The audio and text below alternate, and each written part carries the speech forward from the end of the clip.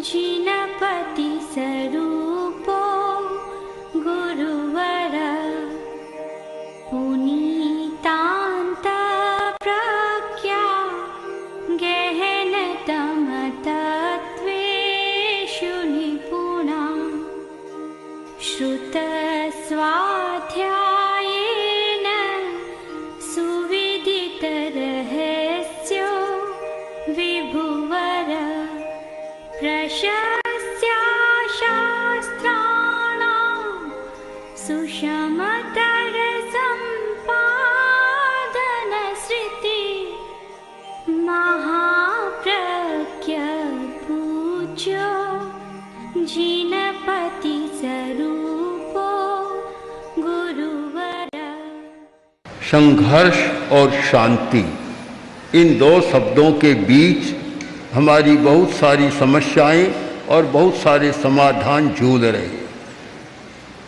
मनोविज्ञान के अनुसार संघर्ष एक मौलिक मनोवृत्ति है, इंस्टिंक्ट एक मौलिक मनोवृत्ति है। और मैं भारतीय चिंतन की भाषा में कहूँ तो राग द्वेष मौलिक मनोवृत्ति है। ये सारी समस्याएं राग द्वेष के कारण पैदा होती है। राग अपने विचार का भी राग बहुत भयंकर होता है। एक कवि ने लिखा, मत की बात महीन, और बहुत सूक्ष्म बातें होती है, पर यह मान्यता की बात सबसे ज़्यादा सूक्ष्म होती है। हमारी कठिनाई क्या है कि हमारा मस्तिष्क चलता है शास्त्र के आधार पर और हमारा व्यवहार चलता है शस्त्र के आधार पर। यह शास्त्र और शस्त्र, ये दोनों का एक संघर्ष है। हमारा मस्तिष्क मान्यताओं से भरा हुआ है। आज की बात नहीं, 2500 3000 वर्ष पहले की बात बताऊं, उस समय भी यह था कि वह महावीर की वाणी में उसका चित्र मिलता है कि सये सये उवट्ठाणे सिद्धि मेव न अन्नहा। आगम की वाणी है कि लोग कुछ ऐसा मानते हैं कि मेरे उपस्थान में आओ, मेरे संप्रदाय में आओ तो तुम्हारी मुक्ति होगी, अन्यथा नहीं होगी। एक संघर्ष का बड़ा कारण बना। दूसरा, स्वयं स्वयं प्रशंसनता और गरहंता परम वयम। अपने अपने विचार की तो प्रशंसा करते हैं और दूसरे विचार की गर्हा निंदा करते हैं। ये शास्त्र के साथ जुड़ी हुई, मस्तिष्क के साथ जुड़ी हुई दो मान्यताएं ये संघर्ष को निरंतर आगे बढ़ा रही है। क्यों सब लोग एक विचार के नहीं होते। उस अवस्था में यह कहना कि मेरे विचार को स्वीकार करो, मेरी मान्यता को स्वीकार करो तो तुम मुक्त हो जाओगे, अन्यथा नरक में जाओगे। और सबसे अच्छा दर्शन मेरा है, दूसरे की निंदा करते हैं। आगे महावीर ने इस बारे में बताया कि विउशंति, ऐसा कहने वाले स्वयं भटके हुए हैं और समाज को भी भटका रहे हैं। इसीलिए उनका रहा कि अनेकांत दृष्टि से विचार करो।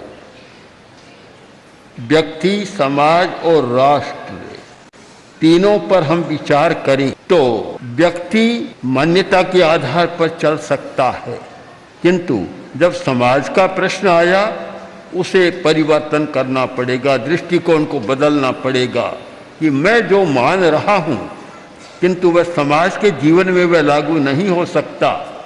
ये गुजरात के ही एक सेनापति की घटना है। सेनापति जैन था और प्राचीन काल में राजस्थान में, गुजरात में बहुत सेनापति, राजस्थान में तो बहुत हुए हैं, 20-30 पीढ़ियों तक बराबर मंत्रियों, सेनापतियों, दंडनायक का दायित्व जैन लोगों के हाथ में था और सारा करते थे। राजा गया आक्रमण करने के लिए दूसरे देश पर, पीछे से एक शत्रु राजा ने उसके देश पर आक्रमण कर दिया।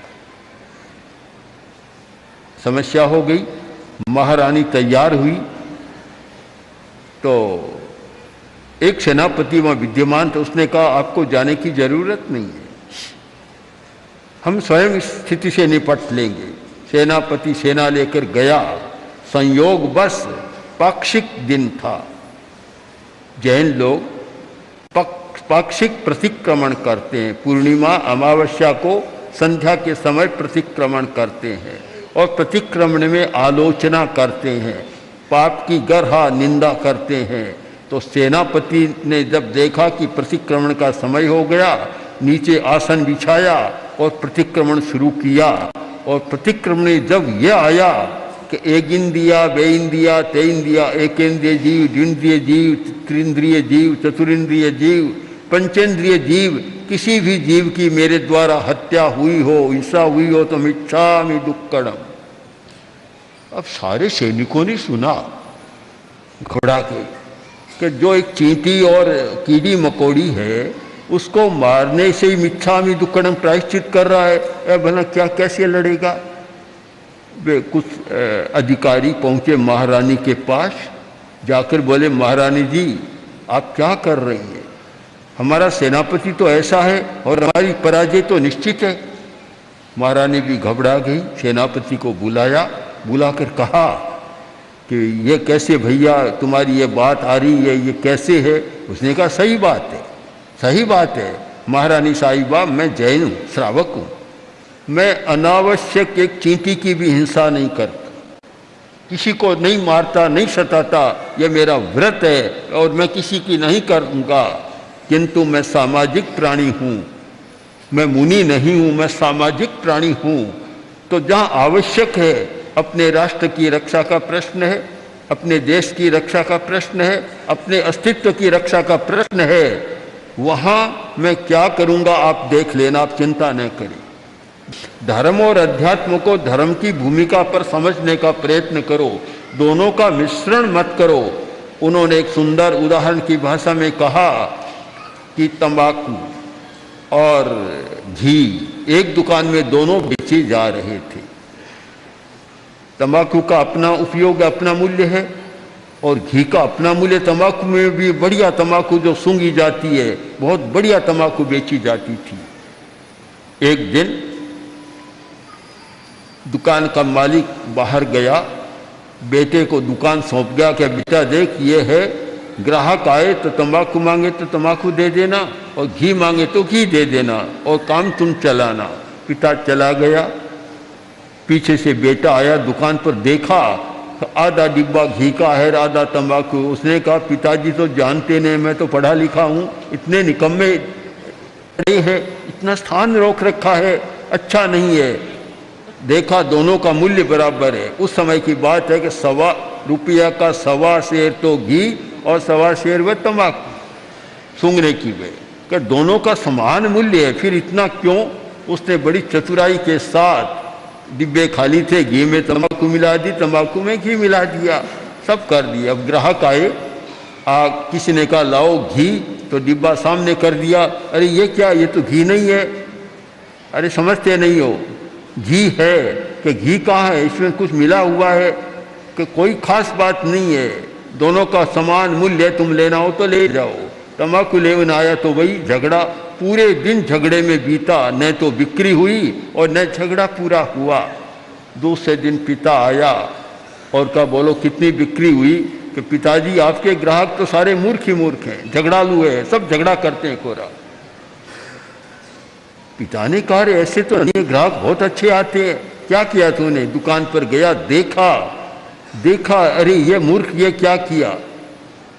कि पिताजी मैंने मूर्खता नहीं की, बड़ी समझदारी की है। ये निकम्मे खाली पड़े थे, जगह रोक रहे थे, तो थोड़े में कर दिया और बाकी को मैंने फेंक दिया, पीपे बाहर रख दिए सारे के सारे।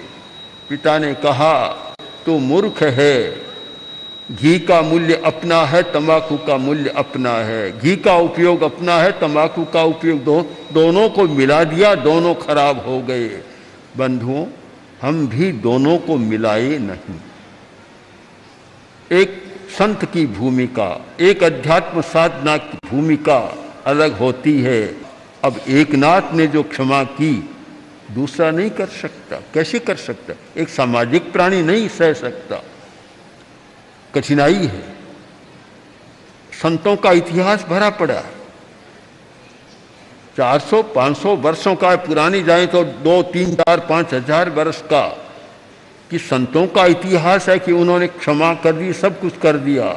अब कोई हर सामाजिक प्राणी युधिष्ठिर तो नहीं बन सकता, बड़ी कठिनाई है। तो वहां फिर हमें भूमिका का भेद करना होगा।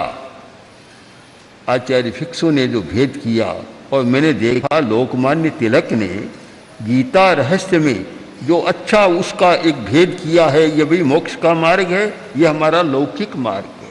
हम दोनों को मिलाएंगे तो गड़बड़ी हो जाएगी। आचार्य तुलसी के पास कुछ व्यक्ति आए, दूसरा युद्ध, पाकिस्तान के साथ युद्ध चल रहा था। हम लोग हिंदू महासभा भवन में चतुर्मास दिल्ली में बिता रहे थे। दिल्ली यूनिवर्सिटी के कुछ प्रोफेसर आए, आखिर बोले, आचार्य जी आपको तो बड़ा अटपटा लगता होगा, आप तो अहिंसा में विश्वास करते हैं और युद्ध हो रहा है, आपको कैसा लग रहा है? आचार्य जी ने कहा, मुझे कुछ भी नहीं लग रहा है, बिल्कुल स्वाभाविक मानता हूँ कि ये कैसे हो सकता है। तब आचार्य जी ने एक कपड़ा उठाया, ये उठा कर कहा, देखिए 2 छोर, यह परिग्रह और यह हिंसा। अगर आप अपने देश को रखना चाहते हैं, देश को आपको रखना है, देश के साथ आपका जुड़ाव है, लगाव है, और आपका अस्तित्व देश के साथ जुड़ा हुआ है, तो हिंसा भी जुड़ी हुई है। आप परिग्रह को छोड़ दे, हिंसा अपने आप छूट जाएगी। आप अगर ये मान लें मेरा कोई देश नहीं है, मेरा कुछ भी नहीं है, मैं तो सारी दुनिया का हूँ, तो फिर आपको लड़ने की, झगड़ने की कोई जरूरत नहीं। जहाँ परिग्रह है, जहाँ आई है, मैं कुछ मेरे पास है, जहाँ मेरे पास है, मेरा है, तो साथ में हिंसा जुड़ी हुई है। आप उससे बच नहीं सकते। अब बचने का झूठा बहाना करे तो भी वह छलना होगी, प्रवंचना होगी। अगर अपना मानते हैं, एक ऐसे अकिंचन कोई फक्कड़ अवधूत बन गए कि शरीर भी मेरा नहीं है, वह चाहे शत्रु का आक्रमण हो, किसी का आक्रमण हो, वह न लड़ेगा न झगड़ेगा, मर जाएगा तो मर जाएगा, शरीर चला जाएगा चला जाए, कोई चिंता नहीं करेगा। पर सामाजिक प्राणी तो ऐसा कर नहीं सकता। इसलिए आप मुनि की भूमिका को सामाजिक प्राणी पर लागू न करें और सामाजिक प्राणी की भूमिका को मुनि पर लागू न करें। हमारी भूल कहाँ होती है कि हम हिंसा अहिंसा को बस केवल युद्ध भूमि पर ले जाते हैं, पीछे जो है नहीं देखते। मैं आपको स्पष्ट बताना चाहता हूँ, अगर कोई महावीर को समझना चाहें, जैन दर्शन को समझना चाहें, तो अहिंसा परमो धर्मे, इससे पहले कुछ और होना चाहिए। आचार्य तुलसी जब उदयपुर में थे और एक बड़ी सभा थी 10,000 लोगों की, उसमें कुछ कार्यक्रम चल रहा था, उस समय फिर ये चर्चा आई कि अहिंसा परमो धर्मे, यह घोष लगाए, इससे पहले अपरिग्रह परमो धर्म होना चाहिए। अगर अपरिग्रह आपका परम धर्म है तो आपके लिए अहिंसा परम धर्म बन सकता है। परिग्रह तो इकट्ठा करते चले जाएं और अहिंसा परमो धर्म का घोष करते चले जाएं। दोनों में इतना क्लेश है, इतना मिश्रण हो गया, इतना द्वंद्व हो गया कि विरोधी बात हो गई, न इधर के रहे न उधर के रहे। इसलिए हम व्यवहार को, व्यवहार की भूमिका पर समझने का प्रयत्न करें। यह जो एक आज संघर्ष है, ये सारा मस्तिष्क का संघर्ष है। ऐसी मान्यताएं बचपन से ही बिठा दी जाती है कि बस मैं मानता हूँ वह सबसे उत्कृष्ट है, मेरा विचार उत्कृष्ट है, मेरा धर्म सबसे बढ़िया है, बस और सब हीन है, निकम्मे है। ये धारणा ही तो आज सारे संघर्ष पैदा कर रही है। भारतीय चिंतन ने वैदिक परंपरा में भी, जैन परंपरा और बौद्ध परंपरा, तीनों में इस भ्रांति को मिटाने का काफी प्रयत्न किया। यह तो मैं नहीं मानता कि उनमें नहीं रहा है, उनमें भी रहा है। फिर भी जो बड़े बड़े आचार्य हुए हैं, उन्होंने इस भ्रांति को मिटाने का काफी प्रयत्न किया। और तभी तो यह सुनने को जानने को मिलता है कि एकम सद विप्रा बहुधा वदन्ति। तभी तो ये जानने को मिलता है कि उत्पाद वे ध्रुव्यात्मकम सत, सत है वह उत्पाद वे ध्रुव्यात्मक है। चाहे आत्मा को लो, चाहे परमात्मा को लो, चाहे किसी को भी साथ में जोड़ दो। बौद्ध परंपरा में भी नाना छंदा, नाना भंगा, नाना विचार के लोग होते हैं, पर उनके साथ कोई झगड़ा मत करो। यह शास्त्र की बात को मस्तिष्क तक सीमित रखा, जहां व्यवहार हमारा रोटी पानी से जुड़ा हुआ है उसके साथ नहीं जोड़ा। आज की समस्या यह है कि व्यवहार को भी समाज व्यवस्था के जो बातें हैं उनके साथ मस्तिष्क को जोड़ दिया। यह तो मैं मानता हूं कि हमारा व्यवहार धर्म से प्रभावित होना चाहिए, और धर्म से भी मूल है सदाचार से प्रभावित होना चाहिए, न कि दार्शनिक मान्यताओं से। अगर हमारा व्यवहार, हमारी समाज व्यवस्था और हमारी राज्य व्यवस्था दार्शनिक विचारों से जुड़ी हुई होगी, किसी एक दर्शन से जुड़ी हुई होगी, तो उसका शुद्ध स्वरूप नहीं रहेगा। मैंने अनेक राजनीतिक दलों के प्रमुखों से पूछा कि आपका दर्शन क्या है, आप राष्ट्र को कहाँ ले जाना चाहते हैं। प्राय मैंने मौन पाया, उत्तर नहीं मिला। मुझे आश्चर्य हुआ कि जब सत्ता पर आते हैं, शासन करते हैं, चाहे प्रांत का करे चाहे केंद्र का करे, और सामने प्रश्न हो कि राष्ट्र की नीति क्या है, राष्ट्र का दर्शन क्या है, राष्ट्र संचालन की प्रणाली क्या है, वहां मौन पाया, उत्तर नहीं मिला। मुझे कम से कम संतोषजनक उत्तर नहीं मिला। तो कैसे हो सकता है? एक धार्मिक गुरु से आप पूछें कि मोक्ष का दर्शन क्या है और वह आपको बता नहीं सके, तो वह धार्मिक नहीं होगा। उसके सामने मोक्ष का दर्शन है, तो एक समाज के सामने समाज व्यवस्था का दर्शन और राष्ट्र का दर्शन है, वह होना चाहिए। हम प्राय भूल यहाँ करते हैं, जो मोक्ष का दर्शन है उसे पूरे पूरे समाज पर लागू करना चाहिए, पूरा नहीं होता, वहाँ फिर यह द्वैत पैदा होता है। इस भ्रांति को हमें मिटाना है कि समाज व्यवस्था का अपना दर्शन होता है, वह ठीक है, उसके साथ हमारी नीति भी होगी। अहिंसा नीति कि देखिए अहिंसा धर्म है, मैं मुनि हूं, मेरे लिए तो अहिंसा धर्म है, समाज के लिए अहिंसा धर्म नहीं हो सकता। समाज के लिए अहिंसा नीति है, और आगे जाऊं तो अहिंसा कूटनीति है। अगर आप अहिंसा को इन तीन रूपों में समझने का प्रयत्न करें तो शायद अच्छा राष्ट्र का संचालन कर पाएंगे और समाज का भी अच्छा संचालन होगा। और आपने अहिंसा को धर्म ही मान लिया, तब तो फिर न हथियार की जरूरत है, न शक्ति संवर्धन की जरूरत है। फिर तो मुनि बीतराग होकर बैठ जाएं, जो होता है साक्षी भाव से देखते रहे और ध्यान करते रहे। ऐसा हो नहीं सकता। और ये भ्रांति के कारण ऐसा हो रहा है कि हर जगह जो धर्म है उसको पूरा का पूरा सामाजिक जीवन में लागू करना चाहते। जब परिग्रह है, मैं मानता हूँ वहाँ धर्म का पूर्णता आप नहीं देख सकते। जहाँ संग्रह है वहाँ पूर्णता की बात नहीं आ सकती, आपको अलग अलग देखना पड़ेगा। इसलिए आज मुझे अपेक्षा लगती है कि चाहे धार्मिक आदमी में भी सम्यक दर्शन की जरूरत है, एक समाज के मुखिया में भी सम्यक दर्शन की जरूरत है, और एक राष्ट्र के मुखिया में भी सम्यक दर्शन की जरूरत है। आचार्य भिक्षु ने एक बात कही, बड़ी अच्छी बात लगती है। उन्होंने कहा कि कोई रूख बाग में होय अम्ब धतूरो दोय, फल नहीं सार खाए कीजो पार खाए। किसी ने आम का बीज बोया और पास में धतूरे का बीज भी बोया, धतूरा भी उगा। अब दोनों पास पास में साथ में है, पर दोनों का अलग अलग धर्म होता है, अलग स्वभाव होता है। दोनों को हम एक दृष्टि से न देखें। स्थानांग सूत्र में 10 प्रकार के धर्म बतलाए। ग्राम धम्मे, नगर धम्मे, रट्ट धम्मे, गांव का धर्म, नगर का धर्म, राष्ट्र का धर्म, और विस्तार से आगे चलते चलते बतलाया चरित्र धम्मे। ये चरित्र धर्म है, सदाचार का धर्म है, यह मोक्ष का मार्ग हो सकता है।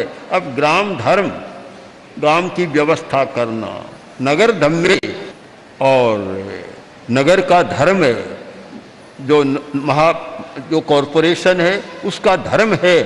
अब उसका धर्म निभाते हुए व्यवस्था पर ध्यान जाएगा कि मोक्ष पर ध्यान जाएगा। मोक्ष का विवेक हो सकता है कि अनावश्यक हिंसा न करे, पर उनको हिंसा भी करनी पड़ती है और भी करना पड़ता है, क्योंकि वह नगर का धर्म है। इसलिए आज जरूरत है कि हम सम्यक दर्शन की व्याख्या करें। हमें चिंतन पूर्वक इस अनिश्चय की स्थिति से, संशय और संदेह की स्थिति से और विपर्यास की स्थिति से आगे जाकर और समस्याओं का समाधान करना है। ये जो तर्क शास्त्र के दोष हैं, संशय, विपर्यय, अनध्यवसाय, आज मुझे लगता है कि समस्या के साथ भी हम यह कर रहे हैं। जो समाज की समस्याएं हैं, राष्ट्र की समस्याएं हैं, उनके साथ तर्कशास्त्रीय व्यवहार कर रहे हैं। हम यथार्थ के आधार पर संशय, पहली बात तो संशय, हम निश्चित नहीं हो पा रहे हैं। दूसरा है विपर्यय, दृष्टिकोण विपरीत हो रहा है। विपरीत, जैसे रज्जु सर्पे सुक्तिकायाम रजतम, रस्सी देखी सांप मान लिया अंधेरे में, सीप चमक रही है और उसको हमने चांदी मान लिया। विपर्यय, कुछ विपर्यय हो रहा है। और कुछ अनध्यवसाय, समस्या आती है। अनध्यवसाय का मतलब गच्छते तृणस्पर्श ज्ञानम, एक आदमी जा रहा है और कुछ छुआ, ध्यान नहीं देता। अब बाजार में चलता है, हजारों चीजें देखता है, अध्यवसाय नहीं जोड़ता, अनध्यवसाय। शायद समस्या के समाधान के लिए हम भी तर्कशास्त्रीय प्रयोग कर रहे हैं। संशय, विपर्यय और अनध्यवसाय, ये जो दोष हैं उनका उपयोग कर रहे हैं। मैं मानता हूं कि जब तक संशय के स्थान पर निर्णय, विपर्यय के स्थान पर यथार्थ और अनध्यवसाय के स्थान पर अध्यवसाय, इन तीनों का प्रयोग नहीं करेंगे तो सामाजिक और राष्ट्रीय समस्याओं का समाधान नहीं ढूंढ पाएंगे। इसलिए आज अपेक्षा है कि लोग सब मिलें, चिंतनशील व्यक्ति मिले और समाधान खोजें, तो इससे समाज का, व्यक्ति का और राष्ट्र का सबका भला होगा। ओम आर। ओम श्री महाप्रज्ञ गुरवे नमः। ओम श्री महाप्रज्ञ